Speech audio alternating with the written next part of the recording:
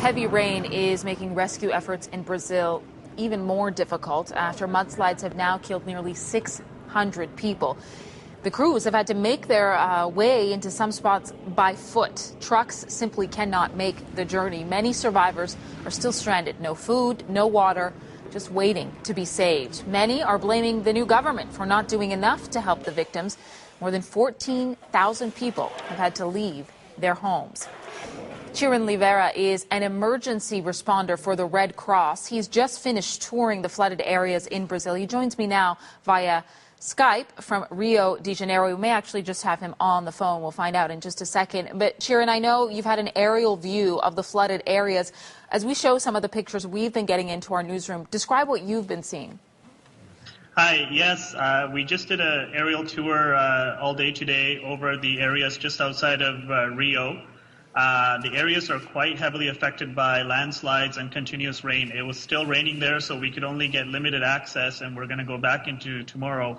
But what we saw was some devastation, certainly. There were communities that were cut off, and people were waiting for relief items, water and basic provisions like that.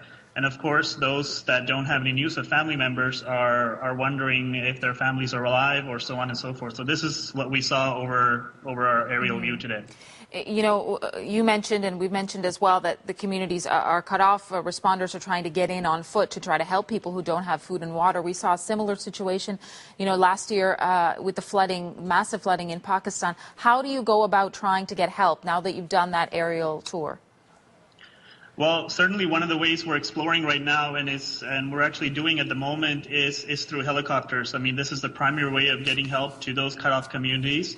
And many of the communities, they're cut off for land vehicles, 4x4s, but they're still accessible by foot or motorcycle. So this is another slow procedure. But anyway, that's another way we're doing things while emergency crews clean up the roads and repair any damage that's been done. You've been involved in this for at least the last couple of days. You'll continue helping out.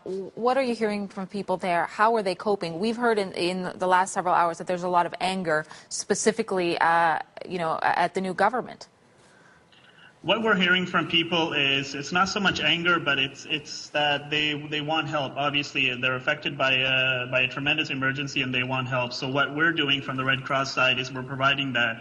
That's basic relief provisions such as water and food, but it's also the family connections. People want to know where their loved ones are, so we're providing them with the family links. Programs that we had in Brazil before this emergency, but we're ramping those up. So this is what we're doing at this moment right now.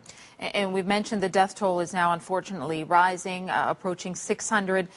So many more people are looking to try to find their loved ones, as you said, trying to find the survivors. What is the likelihood at this point that many survivors will emerge?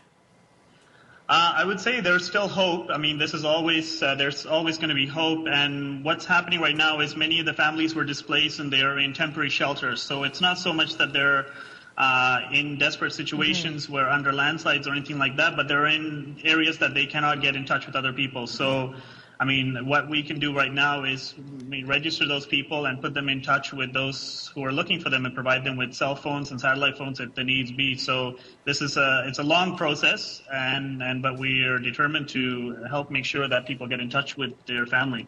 Part of the difficulty is still to come. As we understand it, more rain is expected tomorrow. Chiran, what's the word going out to folks right now, and how do you try to help in that situation? Because it could make the situation even worse. Yes, it could definitely make the situation worse. More rain is expected tomorrow, so the general messaging that's going out by the government and certainly by the Red Cross is to seek safe shelter and evacuate out of dangerous areas.